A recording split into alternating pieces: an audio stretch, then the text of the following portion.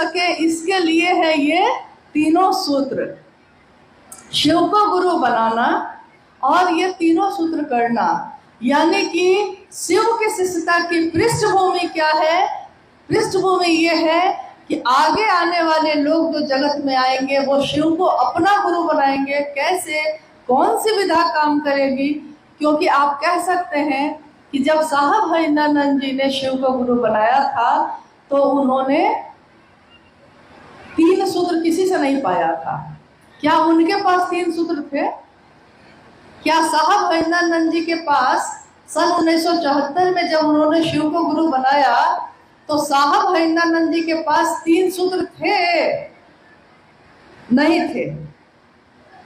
लेकिन जिसके पास 3 सूत्र नहीं होगा और कोई बताया भी नहीं है, वो करेगा क्या? करेगा क्या? पहला सूत्र कहता है कि अपने गुरु शिव से दया मांगिए, मन ही मन। यहाँ भी मन से कहा गया, मन ही मन अपने गुरु शिव से दया मांगिए। तो हम मन ही मन महादेव से दया मांगते हैं। कोई शिव का शिष्य होगा और कोशिश करेगा और कोई काम नहीं होगा, फिर कोशिश करेगा, नहीं होगा, क्या करेगा तब? जब लाख कोशिश के बाद भी हमसे काम नहीं हो सकेगा तो मेरा मन जब हार जाएगा, थक जाएगा, तो हम क्या करेंगे? हम दया ही तो मांगेंगे, क्योंकि जब हमसे कुछ हो ही नहीं रहा है तो एक ही उपाय बचा ना कि हे महादेव आप हम पे दया करिए, अपने शिष्य पे दया करिए। तो जब तीनों सूत्र नहीं थे साहब के पास और उनका मन हर जगह से धोखा खा रहा था, ठोकर खा रहा था, तो एक दिन हार कर उनके मन ने महादेव से यही पुकार लगाई थी, हे शिव आप मेरे गुरु हैं, मैं आपका शिष्य हूँ, मुझ शिष्य पर दया कर दीजिए। दूसरे सूत्र में हम शिव की चर्चा करते हैं। अब अभी अभी आपने सुना कि शिव की चर्चा, पूर्व में शिव की चर्चा का प्रचलन नहीं था, लेकिन शिव की कथा का प्रचलन था। जैसे राम कथा, कृष्ण कथा या शिव पुराण की कथा, ये सब तो प्रचलन हजारों साल से है। हर जगह गांव देहात में भी हम लोग यहाँ होता था, नहीं होता था? शिव कथा का कहा लेते हैं, पूजा रख लेते हैं। लेकिन शिव चर्चा ये शब्द जो है ये कब आया? जब शिव शिष्यता की व्याप्ति होने लगी, शिव शिष्यता बढ़ने लगी, शिव की चर्चा का विस्तार होने लगा, तो साहब ने ये बात कही कि ये क्या है, ये जो बातचीत है आपस की, इसको क्या कहते हैं? इसको कहते हैं शिव चर्चा। अब साहब कहते हैं कि मेरे गुरु शिव ने इतना ही कहा था कि तुम जो करते हो दूसरे को करने को कहना।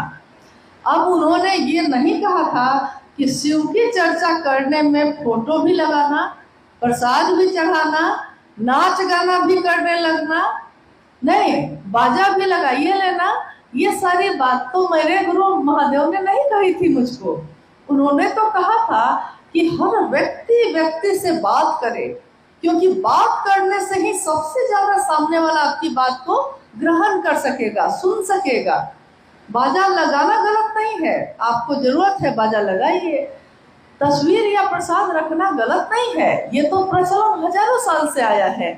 लेकिन शिव चर्चाओं में जब आप जाते हैं 2 या 3 घंटे के लिए, और उसमें अगर हम ये सारे कर्मकांड करने लगेंगे तो 2 घंटे का समय है। अब उसी 2 घंटा में बारी बारी से सबको चर्चा भी करनी है और मेरे महादेव का कैसे काम बढ़े इस पे भी बात करनी है। तो उसी 2 से 3 घंटे में ये सारे काम करने हैं। अगर आपके पास है ये चीजें आप तो कर लीजिएगा, लेकिन साहब हरिनंदन जी के पास तो बहुत सारी चीजें थी। डिप्टी कलेक्टर ही थे, उनकी पत्नी राजमणि नीलम आनंद राज परिवार की बेटी ही थी।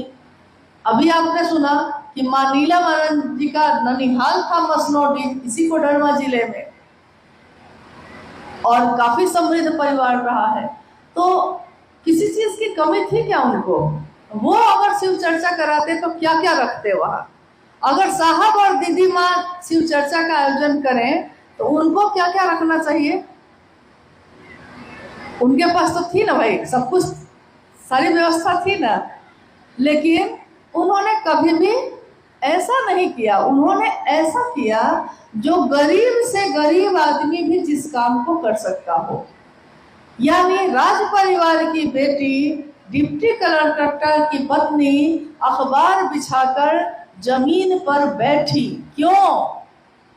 उनके लिए तो सोफा था, वो क्यों बैठी थी अखबार पे उस दिन? इसलिए बैठी क्योंकि अगर वो नीचे बैठेंगी तब नीचे घास पे बैठने वाले लोग, झोपड़ी में रहने वाले लोग तब उनकी बात सुनेंगे। इसके लिए आपको उनके स्तर पे बैठना होगा, आपको उनके स्तर पे जाके बात करनी होगी, तभी वो आपकी बात को सुनेंगे, तभी वो आपको अपना समझेंगे। और अगर आप कहेंगे कि नहीं ये सारी चीजें भी रखनी है, प्रसाद भी रखना है, फोटो भी रखना है, 500 का बाजा भी लगाना ही पड़ेगा तुमको, अगर बाध्यता होगी तो याद रखिएगा बहुत सारे लोग तो शिव चर्चा करेंगे, लेकिन बहुत सारे लोग इससे वंचित हो जाएंगे।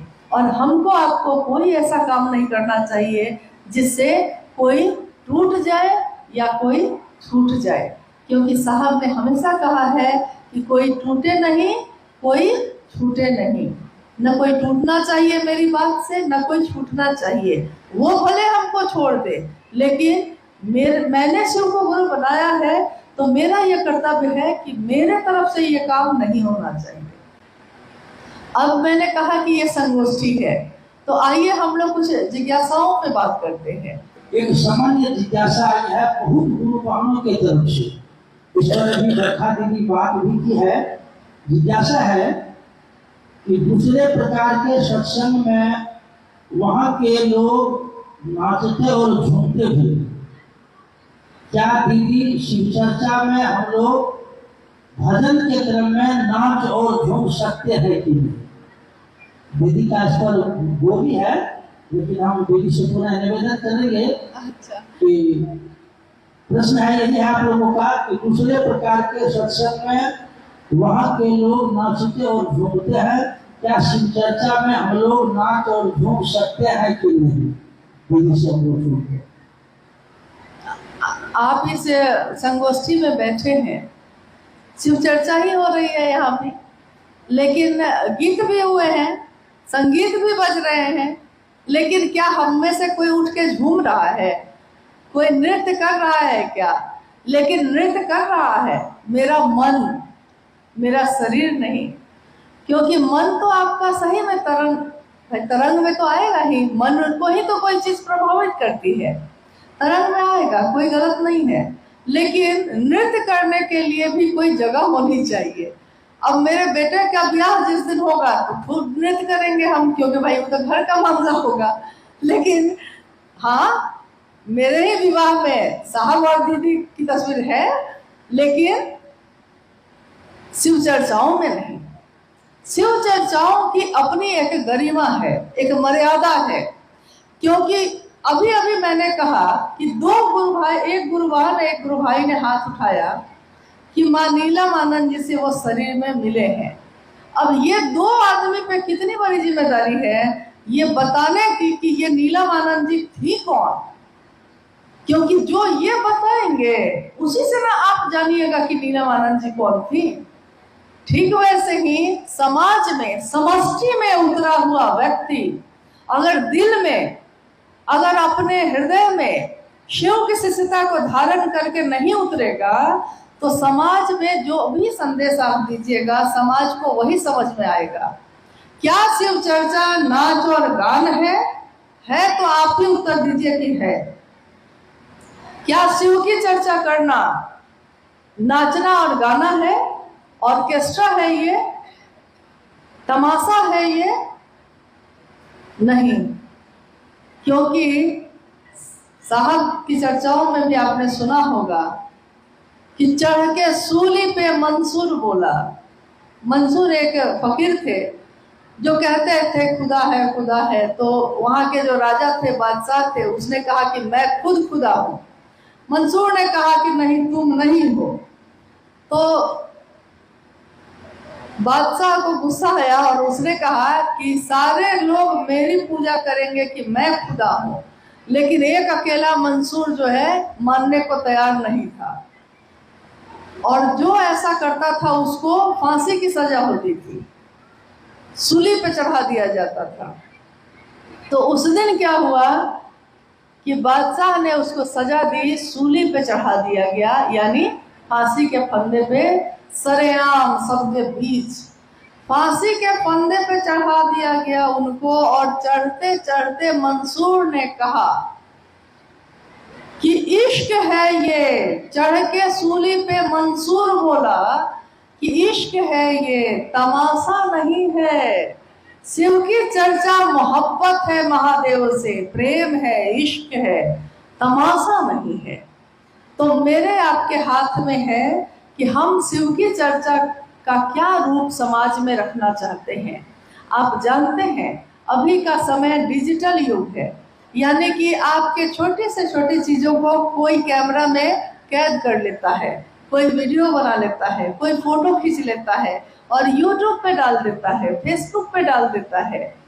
आपके द्वारा की हुई कोई शिव की चर्चा ऐसी होती है जिसको सुन के कोई अनजान व्यक्ति उस पे फेसबुक पे सुना है, लेकिन सुन के उसके मन में भी एक इच्छा पैदा होती है कि हम भी शिव को गुरु बनाते हैं। लेकिन वहीं पे कहीं पे अगर नाच गाना हो रहा है और उसका वीडियो भी बना के किसी ने डाल दिया है, तो अभी कुछ दिनों पूर्व एक पत्रकार ने फोन पे वार्ता के क्रम में मुझसे पूछा कि आपका नंबर बहुत मुश्किल से मिला मुझको, क्योंकि मैं इस पे सर्च कर रहा हूँ कि पिछले 10-20 वर्षों के बीच में ये शिव की चर्चा बहुत ज़्यादा बढ़ती चली जा रही है। तो मैं इस पर रिसर्च कर रहा हूँ कि आखिर इस शिव चर्चा के पीछे है क्या, ये क्या है ये शिव चर्चा। तो मैंने गूगल पे और यूट्यूब पे खोजना शुरू किया, तो उसने जो खोजा तो उसमें शिव चर्चा क्या है, तो शिव चर्चा में उस तरह का वीडियो सामने आ गया जिसमें कहीं पे किसी के घर में घरेलू साप्ताहिक चर्चा में कोई उस पे डांस कर रहे हैं, कुछ लोग, कुछ गुरुबाने उस पर नृत्य कर रही हैं। तो उसने सोचा कि शिव चर्चा मतलब एक ऐसी चीज जो घर में लोग इकट्ठे होते हैं, गाना बजाना करते हैं और नाच गान करते हैं। अब आप सोचिए कि कहाँ से उससे हरिंदानंद जी की ये कल्पना कि जीव शिव हो सकता है, और कहाँ एक पत्रकार की नजर में जब वो सर्च कर रहा है तो उसको वीडियो सामने आ रहा है कि शिव चर्चा नाच गाना है। साहब ने कहा कि मैं चाहता हूं कि आप ऐसा काम करिए कि अगर कहीं से आप गुजरिए तो आपको देखकर लोग कहें कि शिव के शिष्य जा रहे हैं। लेकिन आप अभी कहीं से गुजरते हैं तो लोग आपको देख के कहते हैं कि क्या कहते हैं, कौन जा रहे हैं, कौन लोग हैं, शिव चर्चा वाले हैं। जैसे कोई बाजार में बिकती हुई कोई चीज है। शिव शिष्यता तमाशा नहीं है, शिव शिष्यता व्यापार और तिजारत नहीं है, शिव की शिष्यता मोहब्बत का रास्ता है। तो वैसे ही अगर शिव चर्चा में कोई ऐसा करता है, आपका कर्तव्य है कि आप उसको जाकर समझाइए कि आपको ये सब करना है अपने घर में करिए, जो करना है आपको अपने घर में करिए, आपकी इच्छा है। लेकिन शिव की चर्चा में इस तरह की चीजों से बचिए। वहाँ एक मर्यादा है, आपके गुरु की बात हो रही है, आपके गुरु शिव की बात हो रही है, तो शिव की प्रतिष्ठा हमारे आपके हाथ में है। लोग देखकर कहेंगे कि शिव शिष्य ये करते हैं, तो बहुत सारे लोग तो अपने घर की बेटी को, अपने घर की अपनी पत्नी को, अपनी माँ को, अपने भाई को शिव चर्चाओं में नहीं भेजना चाहेंगे। कोई भेजना चाहेगा ऐसे जगह पे? नहीं भेजना चाहेगा। इसलिए मेरा अनुरोध है कि अगर कहीं पे ऐसा होता है, क्योंकि हर जगह तो ये नहीं होता होगा, तो कहीं पे अगर ऐसा हो रहा है तो आप जाकर समझाएंगे, हाथ जोड़ के समझाइए, नीचे झुक के समझाइए, तो वो जरूर समझेंगे। अब इक्का दुक्का कोई नहीं समझेगा तो उसको अपने गुरु की दया के आश्रय पे छोड़ दीजिएगा। लेकिन इतना तो करिए कम से कम कि जो इसको समझा सकते हैं उसको समझाने की कोशिश करिए। जब ऐसा तो होता है समय भी धीरे धीरे अपने गति से बढ़ रहा है, लेकिन हम चाहेंगे दीदी से कुछ प्रश्न। बहुत सारे लोगों की जिज्ञासा आई कि शिव की शिष्यता क्रांति नहीं है, जागरण है। कृपया दीदी समझाने का कष्ट है। शिव की शिष्यता क्रांति नहीं है, एक जागरण है। साहब से इस पर कुछ कहा है, दीदी से लोग सुनना चाहते हैं। देखिए, उसी शिष्यानुभूति किताब में एक पंक्ति है कि शिव की शिष्यता क्रांति नहीं, एक जागरण है व्यक्ति के आध्यात्मिक एवं मानसिक तल का। आध्यात्मिक यानी जो ईश्वर की तरफ चलने का रास्ता दिखाए, मानसिक यानी जो मेरे मन में चलता है लगातार। मन क्या है? तो मन विचार को पैदा करने की मशीन है, एक अदृश्य मशीन, दिखाई नहीं देती, लेकिन जो दिखाई नहीं दे रहा है वो हमको आपको नचाए हुए है, यानी दिखाई कहीं नहीं दे रहा है। लेकिन मन, आप कहते हैं कि मन दुखी है, आप कहते हैं कि मेरा मन आज बहुत खुश है, यानी कि वो मन अगर दुखी है तो आपका शरीर भी ठीक है। अगर मन सुखी है तो शरीर ठीक है, मन दुखी है तो शरीर भी शिथिल है, यानी कि वो मन आपको नचाए हुए है। आज मन को ये अच्छा लग रहा है, आज मेरा मन ये करने का नहीं है, मन आपको घुमाए हुए है। तो मन के जागरण का उसी मन पे, उसी मन में जागरण की विधा है शिव की शिष्यता। क्रांति का अर्थ होता है कि कोई एक चीज है और दूसरी चीज आप बदल के ले आए हैं। जैसा आपने सुना होगा कि अंग्रेजों का जब शासन था तो देश में क्रांति हुई। किस लिए हुई थी? क्रांति हुए, आंदोलन हुआ। किस लिए? कि अभी जो अंग्रेजों की सत्ता है वो बदलना है, उसको हटाना है और भारत के लोगों को ले आना है। यही ना क्रांति का अर्थ, यही है कि एक जो शासन है उसको बदल के दूसरे को ले आना। लेकिन शिव की शिष्यता तो ये नहीं है, शिव की शिष्यता तो शुरू से है। तो शिव की शिष्यता जागरण है, यानी कि वो शिव जो मेरे आपके अंतर में सोया है उसको जगाने का काम करना है। यह शिव की शिष्यता उसको जगाती है। अब आप ये सोचिए कि पहले हमारा ही मन था, किसी से कोई मतलब नहीं रखता था, लेकिन जब से शिव चर्चाओं में जाने लगे हम लोग, तब से कोई अनजान आदमी के हाथ में भी कंगन दिख जाता है तो मेरा मन तुरंत उसकी तरफ आकर्षित होता है। तुरंत हम कहते हैं कि कंगन पहने हैं, तो वो पूछता है तो नहीं गुरु भाई है क्या? देखिए, तुरंत हमारे मन का भाव बदला है, सिर्फ वो कंगन देख के ही बदल गया। या शिव चर्चा में किसी को देखा आपने? जागरण है इस बात का कि महादेव जैसा है वैसा ही ना अपने शिष्य को बनाएंगे। गुरु अपने जैसा ही अपने शिष्य को बनाते हैं। शिव भी गुरु होंगे तो अपने शिष्य को कैसा बनाएंगे? अपने जैसा बनाएंगे। तो अपने जैसा बनाना यानी जीव से शिव बना देना, इसके लिए हम ये तीनों सूत्र जब करते हैं तो हमारे मन में धीरे धीरे परिवर्तन होने लगता है। शिव से दया मांगना, शिव की चर्चा करना, शिव को प्रणाम करना, हम करते बस यही तीन काम है। देखने में बहुत आसान लगता है ये कि इसमें क्या है, हम तो ये काम कभी भी कर सकते हैं, लेकिन जो चीज़ देखने में आसान लग रही है वो आसान होती नहीं है। दया मांगना बहुत कठिन है। दया का अर्थ होता है कि पूरी तरह टूट कर गिर जाना, समर्पित हो जाना, तुम ही अब जो करोगे सो है, नहीं तो हम अब कुछ भी नहीं है। आमी यंत्र तोमी यंत्रिमा, मैं बस यंत्र हूँ, तुम इस यंत्र को चलाने वाले हो। जब तक हमारे मन में ये भाव नहीं होता तब तक हमारा मन दया नहीं मांगता सचमुच में।